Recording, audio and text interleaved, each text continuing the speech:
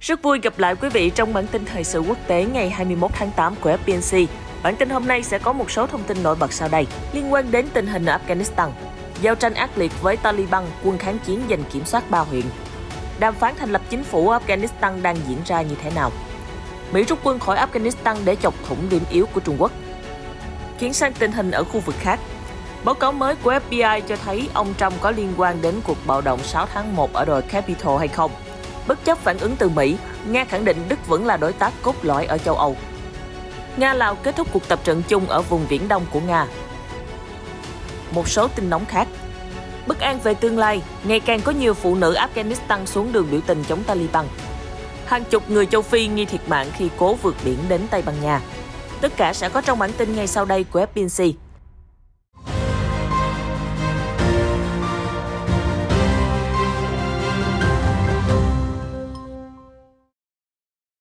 Truyền thông quốc tế đồng loạt đưa tin, lực lượng kháng chiến chống Taliban đã giành kiểm soát 3 huyện tại tỉnh Baghlan ở phía đông bắc Afghanistan. Cụ thể, tạp chí Newsweek của Mỹ ngày 20 tháng 8 đưa tin, cuộc giao tranh ác liệt khiến gần 60 tay súng Taliban thiệt mạng hoặc bị thương, còn phe phản kháng đã kiểm soát các huyện Banu, Pul-e-Hesa, Dsalah. Trên mạng xã hội cũng lan truyền nhiều hình ảnh video được cho là các cuộc đụng độ giữa Taliban và lực lượng địa phương. Một tài khoản Twitter, cơ quan truyền thông của tỉnh Panjshir, vốn là đầu não của quân kháng chiến, cập nhật báo cáo về tình hình ở tỉnh Baghlan lân cận bằng tiếng Ba Tư và tiếng Anh. Huyện Pul-e-Hesa đã lấy lại được từ Taliban và giao tranh đang diễn ra ác liệt ở huyện Dsalah và Banu. Tài khoản đăng lúc 8 giờ 40 sáng ngày 20 tháng 8 cho hay.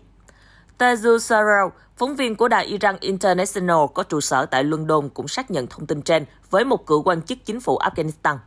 Trong khi đó, tờ India Today của Ấn Độ cho biết quân kháng chiến đang tiến về các địa phương khác. Mặc dù các nhà lãnh đạo hàng đầu của Taliban đã tuyên bố thực hiện ân xá, khoan dung, nhưng báo của Liên Hợp Quốc cho rằng nhóm phiến quân này của Taliban đang gõ từng nhà, truy lùng những người từng cộng tác với Mỹ và NATO. Hãng tin AFP hôm 20 tháng 8 cho biết. Trong khi đó, hôm 19 tháng 8, phát ngôn viên của tổ chức Taliban Suhail Shahi cho biết các cuộc đàm phán giữa Taliban và các bên liên quan trong việc thành lập chính phủ mới Afghanistan vẫn đang được tiến hành. Trong bài phỏng vấn độc quyền với kênh CGTN của Trung Quốc, ông Suhail cho biết các cuộc đàm phán vẫn đang tiếp diễn trên tinh thần hữu nghị và hòa bình. Tất cả các bên liên quan đều được tham gia vào nội các. Chính phủ mới của Afghanistan sẽ là chính phủ của mọi người dân, chứ không phải riêng của một ai cả. Ông Suhail nhấn mạnh, điều cần làm ngay bây giờ là thành lập một chính phủ lâm thời của Afghanistan. Hiện tại, Afghanistan đang trong tình trạng vô chính phủ. Đó là một khoảng trống quyền lực rất lớn. Chúng ta không có nhiều thời gian cho bất kỳ hình thức bầu cử nào. Không có hiến pháp, chúng ta sẽ không là ai cả. Vì vậy, một hiến pháp mới sẽ được soạn thảo và sau đó được thông qua. Chúng ta còn rất nhiều việc phải làm và con đường sẽ rất chông gai cho một đất nước đã trải qua quá nhiều đau thương và mất mát như Afghanistan. Tôi xin nhấn mạnh ngay bây giờ, cần phải có một chính phủ hợp tác dân tộc và điều đó sẽ được thực hiện thông qua các cuộc đàm phán giữa các bên. Trong khi New Delhi vẫn đang lo ngại về cuộc khủng hoảng ở Afghanistan, cơ quan an ninh Ấn Độ cho rằng việc Mỹ rút quân khỏi quốc gia Nam Trung Á là dấu hiệu cho thấy Mỹ có thể sẽ tập trung lực lượng ở khu vực phía Tây biên giới Trung Quốc. Theo đó, các nguồn tin an ninh nói với hãng tin Sputnik hôm 20 tháng 8 rằng Mỹ nhất định muốn mở rộng hiện diện quân sự ở các nước Cộng hòa Trung Á giàu tài nguyên. Khả năng đưa binh sĩ Mỹ đến Uzbekistan, Tajikistan và Kazakhstan cũng đã xuất hiện trong các cuộc nói chuyện giữa Tổng thống Mỹ Joe Biden và Tổng thống Nga Vladimir Putin tại Geneva vào tháng 6 năm nay. Ý tưởng này liền bị Thứ trưởng Ngoại giao Nga Sergei Ryabkov vùi dập và cảnh báo ông Biden không được đặt căn cứ ở các nước hiện nay là thành phần của Tổ chức Hiệp ước An ninh Tập thể, gọi tắt là CSTO do Moscow đứng đầu. Hồi tháng trước, Bộ Ngoại giao Mỹ cũng công bố thành lập một bộ tứ mới gồm Mỹ, Afghanistan, Pakistan và Uzbekistan để tăng cường kết nối và ổn định khu vực Trung Á. Theo Sputnik News, Trung Quốc có chung đường biên giới với 3 trong số 5 quốc gia Trung Á là Kyrgyzstan, Tajikistan và Kazakhstan. Tất cả đều quan trọng với Bắc Kinh trong việc đảm bảo các tuyến năng lượng và điểm kết nối cho sáng kiến vành đai con đường đầy tham vọng.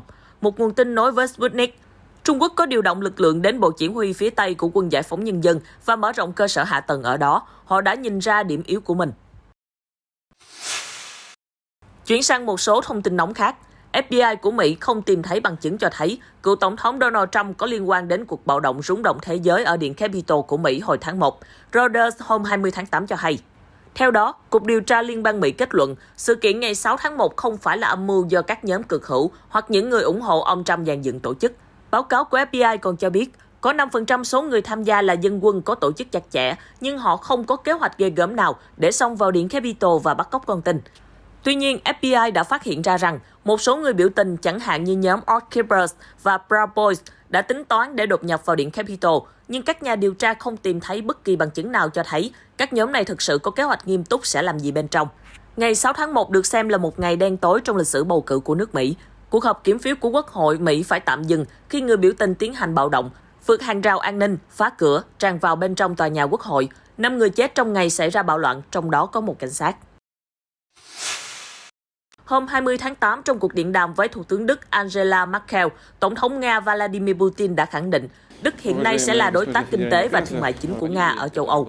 Tôi muốn nhấn mạnh rằng Đức vẫn là một trong những đối tác chính của chúng tôi, cả ở châu Âu và trên thế giới, nhờ những nỗ lực không mệt mỏi của hai quốc gia chúng ta trong suốt 16 năm qua. Mặc dù vào năm 2020, chúng ta đã trải qua nhiều thăng trầm, nhưng hiện nay sự trao đổi thương mại song phương đã tăng gần gấp đôi so với cùng kỳ năm ngoái, ông Putin nói. Tổng thống Nga cũng đặc biệt ghi nhận sự đóng góp của nhóm vào diễn đàn song phương Nga-Đức, đặc biệt là việc tổ chức triển lãm thương mại Đức tại Nga thời gian qua, đã tạo cầu nối cho doanh nghiệp hai nước ký kết các hợp đồng kinh tế. Trước đó, theo thông tin từ Điện Kremlin, các nhà lãnh đạo của Nga và Đức đang có kế hoạch thảo luận về tình hình và triển vọng hợp tác song phương trên nhiều lĩnh vực, cũng như xem xét một số vấn đề quốc tế và khu vực cấp bách như biến đổi khí hậu, phòng chống tội phạm ma túy và buôn người. Hôm 20 tháng 8, Văn phòng báo chí của quân khu phía Đông Nga cho biết, Nga và Lào đã kết thúc cuộc tập trận chung chống khủng bố Laros 2021 ở vùng Rimouski, Viễn Đông Nga. Các chỉ huy tham dự buổi lễ bế mạc đã khen ngợi kỹ năng chiến đấu của binh sĩ trong các cuộc tập trận. Cuộc tập trận chung Nga-Lào Laros 2021 lần đầu tiên được tổ chức trên lãnh thổ của Nga. Cuộc tập trận năm nay có sự góp mặt của hàng chục xe tăng, xe thiết giáp thuộc lực lượng tăng thiết giáp của quân khu phía Đông, đóng tại vùng Rimouski. Năm nay, Nga và Lào đã thực hành các nhiệm vụ tấn công và trấn áp các tổ chức vũ trang bất hợp pháp và đang tìm cách khủng bố trên lãnh thổ của Nga.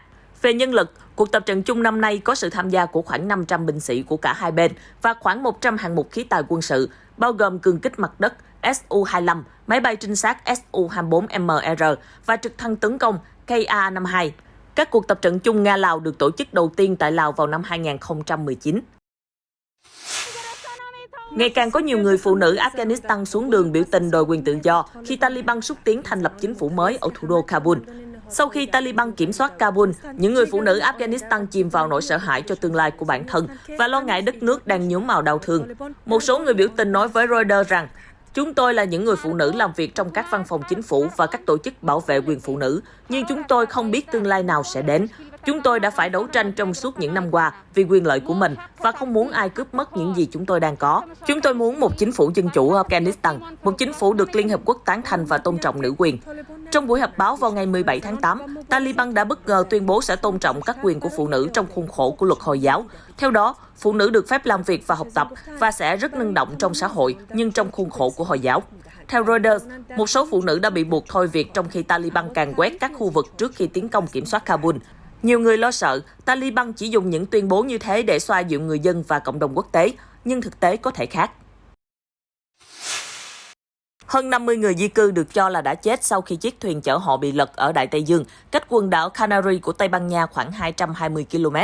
Một người phụ nữ 30 tuổi là người sống sót duy nhất lực lượng cứu hộ đã tìm thấy cô hôm 19 tháng 8, đang bám vào chiếc thuyền lật úp giữa hai hành khách khác đã chết. Cô nói rằng chiếc thuyền chở cô cùng hơn 50 người nữa đã rời bờ biển Tây Sahara châu Phi một tuần trước đó và không may gặp nạn. Mọi người đều đến từ bờ biển Nga. Báo cáo của Tổ chức Di cư Quốc tế IOM công bố hôm 14 tháng 7 cho thấy số người di cư và tị nạn thiệt mạng trong khi cố gắng đến châu Âu bằng đường biển đã tăng gấp đôi trong nửa đầu năm nay so với cùng kỳ năm 2020. Theo IOM, có ít nhất là 1.146 người di cư đã thiệt mạng trên biển kể từ ngày 1 tháng 6 năm 2021 khi cố gắng đến châu Âu. Trong số những người di cư tìm cách vượt biển Địa Trung Hải đến châu Âu tăng 58%, số người thiệt mạng có thể cao hơn nhiều vì một số vụ đắm tàu thường không được báo cáo. Thông tin vừa rồi cũng đã khép lại bản tin thời sự quốc tế hôm nay. Xin chào và hẹn gặp lại trong những chương trình tiếp theo phát sóng trên kênh FBNC.